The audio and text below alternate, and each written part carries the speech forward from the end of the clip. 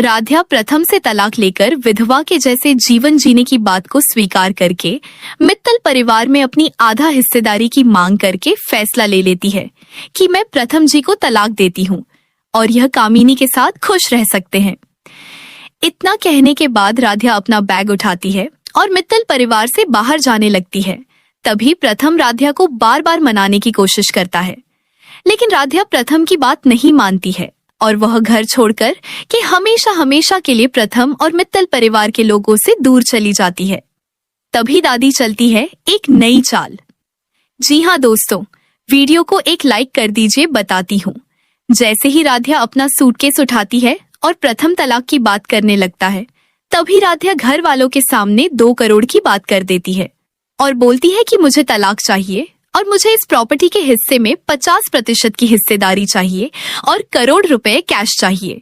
यह सुनने के बाद मित्तल परिवार के सभी लोगों के पैरों तले जमीन खिसक जाता है और होश उड़ जाते हैं कि राध्या ऐसा कैसे कर सकती है। लेकिन रजनी यह सब जान रही होती है कि राध्या यह सब प्रथम के दिल में नफरत फैलाने के लिए और दादी के बात को सच करने के लिए राध्या ऐसा कर रही है, क्योंकि अगर राध्या प्रथम की जिंदगी से दूर नहीं होगी तो कामिनी प्रथम के नजदीक नहीं आ पाएगी।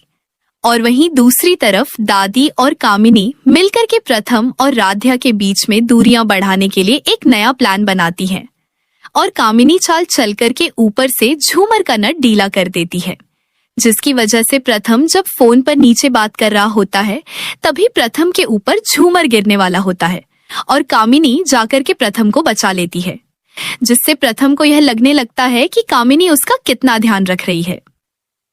और वहीं दूसरी तरफ राध्या जब तलाक की बात करती है तो वकील बोल देते हैं कि तलाक के पेपर तैयार होने में कम से कम 2 दिन लगेंगे। यह सुनने के बाद राध्या पूरे तरीके से डर जाती है और उसको समझ में नहीं आता है कि वह जो कर रही है वह सही है या गलत।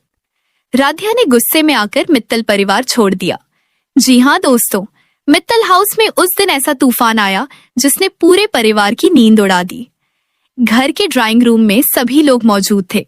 दादी, राजनी, प्रथम, कामिनी और परिवार के बाकी सदस्य एक दूसरे का चेहरा देख रहे थे।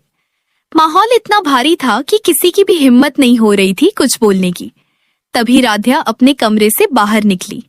उसके हाथ में एक बड़ा सूटकेस था और उसकी आंखों में आंसू होने के बावजूद चेहरे पर अजीब सी सख्ती दिखाई दे रही थी।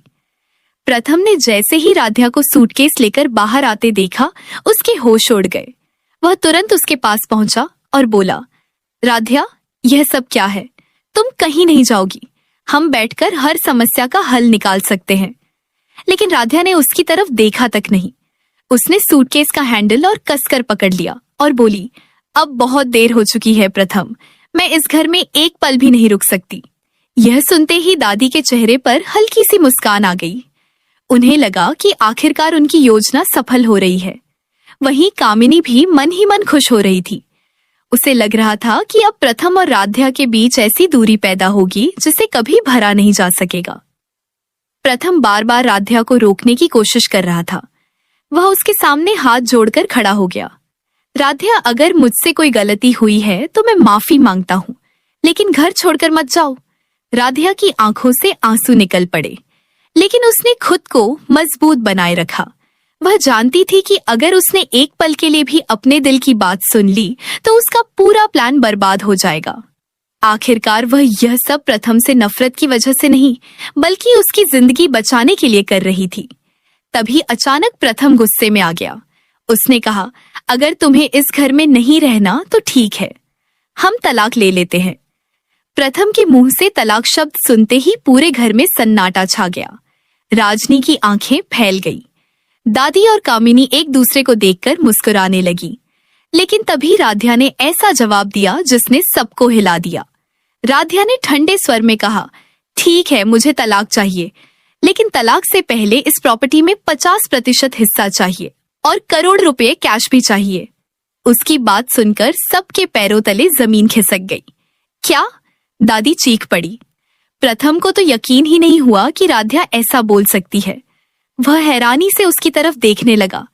जिस लड़की ने कभी पैसे की परवाह नहीं की, वह आज करोड़ों रुपए मांग रही थी, लेकिन किसी को यह नहीं पता था कि राध्या जानबूझकर ऐसा कर रही थी। वह चाहती थी कि प्रथम उससे नफरत करने लगे ताकि उसके जाने के बाद उसे कम दर्द हो।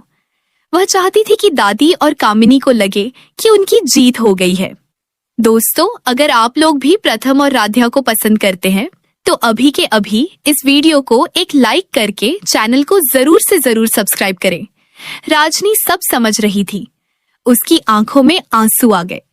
वह जानती थी कि राध्या के दिल में आज भी प्रथम के लिए वही प्यार है, लेकिन हालात ने उसे यह कठोर कदम उठाने पर मजबूर कर दिया था। उधर दादी और कामिनी ने एक नई चाल चलने का फैसला किया। कामिनी चाहती थी कि प्रथम का भरोसा पूरी तरह से उस पर आ जाए, इसलिए उसने रात को चुपके से हॉल में लगे विशाल झूमर का नट ढीला कर दिया। अगले दिन सुबह प्रथम फोन पर किसी जरूरी बिजनेस मीटिंग की बात कर रहा था। वह ठीक उसी झूमर के नीचे खड़ा था। ऊपर से झूमर धीरे धीरे ढीला हो रहा था। कामिनी दूर खड़ी यह सब देख रही थी। जैसे ही झूमर गिरने वाला था, वह जोर से चिल्लाई, प्रथम संभलो। अगले ही पल वह दौड़कर आई और प्रथम को धक्का देकर एक तरफ कर दिया। धड़ाम विशाल झूमर जमीन पर गिरकर हजारों टुकड़ों में टूट गया। पूरा घर दहल उठा। प्रथम हैरान रह गया। अगर कामिनी उसे नहीं बचाती तो शायद वह गंभीर रूप से घायल हो जाता। कामिनी ने कांपने का नाटक किया और बोली, मुझे डर लग रहा था कि कहीं तुम्हें कुछ हो ना जाए। प्रथम पहली बार उसकी तरफ अलग नजरों से देखने लगा। उसे लगा कि कामिनी सचमुच उसकी परवाह करती है। उधर अपने कमरे में बैठी राध्या यह सब सुन रही थी।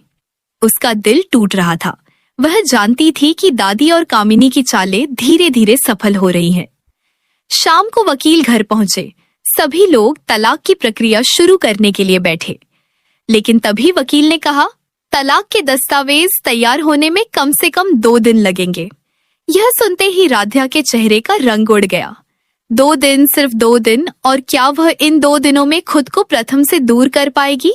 क्या वह अपने प्यार का गला घोट पाएगी? या फिर इन 2 दिनों में कोई ऐसा सच सामने आएगा जो सब कुछ बदल देगा? राध्या पूरी रात सो नहीं सकी। उसकी आंखों के सामने बार बार प्रथम का चेहरा